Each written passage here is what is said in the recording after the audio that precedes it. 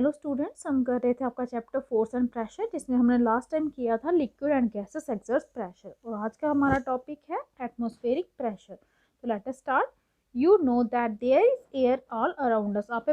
पता आपको कि आपके आगे पीछे, हम सब के आगे पीछे क्या होती है? एयर होती है। This envelope of air is known as the atmosphere. जो कवरेज होती है, जो एनवलप होता है एयर का, इसे हम क्या कहते हैं? एटमॉस्फेयर कहते हैं।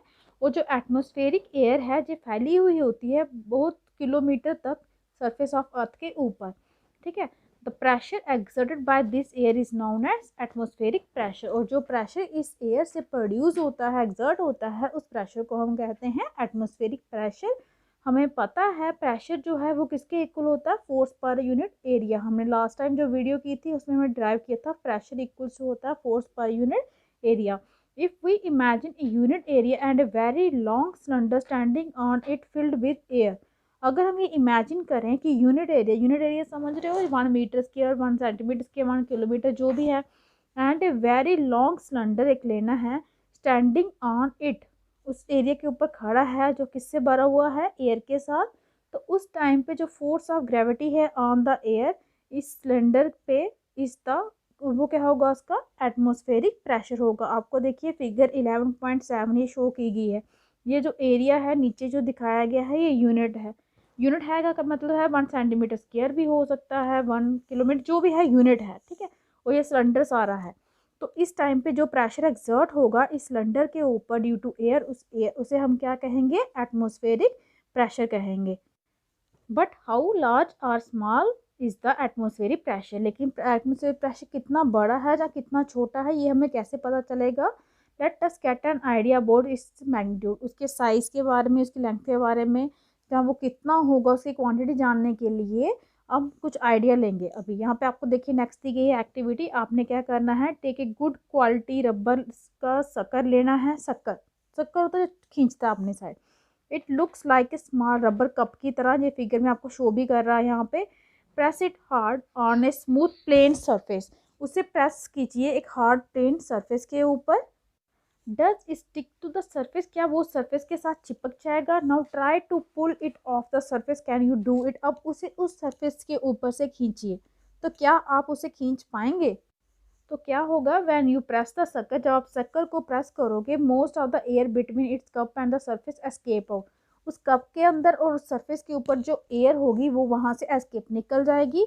और शक्कर जो होगा स्टिक्स टू द सरफेस, वो सरफेस के साथ जुड़ जाएगा। क्यों? Because the pressure of the atmosphere act on है, क्योंकि एटमोसफेयर का प्रेशर उस पर एक्ट कर रहा है।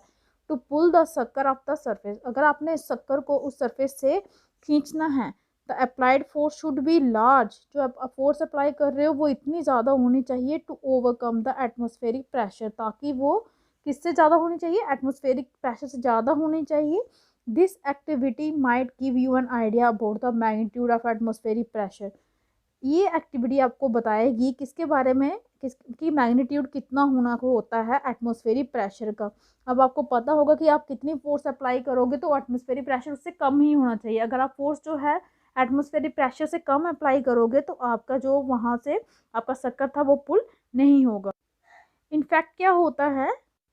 It would not be possible for any human being to pull the शक्कर of the surface if there were no air at all between the sucker and the surface। ये किसी भी इंसान के लिए पॉसिबल नहीं है कि शक्कर को उस सरफेस से पुल ऑफ कर सके अगर कोई भी एयर उनके बीच में, शक्कर और सरफेस के बीच में नहीं होगी।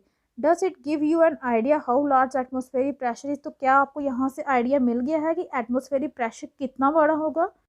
The force due to air in a column of the height of the atmosphere and area 15 centimetre into 15 centimetre. देखिए आपको फोर्स किसके कारण? एयर के कॉलम, किस in column of the height, अगर हाइट की बात चल रही है किसकी? एटमॉस्फेयर की। एंड एरिया आपको दिया गया 15 इंटू 15 सेंटीमीटर, ठीक है।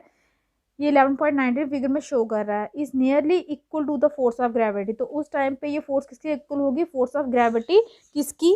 ऑन एन ऑब्जेक्ट की, जिसका मास कितना है? 225 kg। 225 kg आपका कहाँ से आया? 15 इंटू 15 से। The reason we are not crushed under the force of gravity is that the pressure inside our bodies is also equal to the atmospheric pressure and balance the pressures from the outside। Reason इसका ये है कि जो force of gravity है वो किसके equal? इस pressure के इनसाइड जो हमारे बॉडी के है वो इक्वल नहीं है किसके, एटमॉस्फेरिक प्रेशर के। और balance the pressure from the outside, हम बैलेंस नहीं कर सकते उस प्रेशर को आउटसाइड वाले प्रेशर के साथ, ठीक है।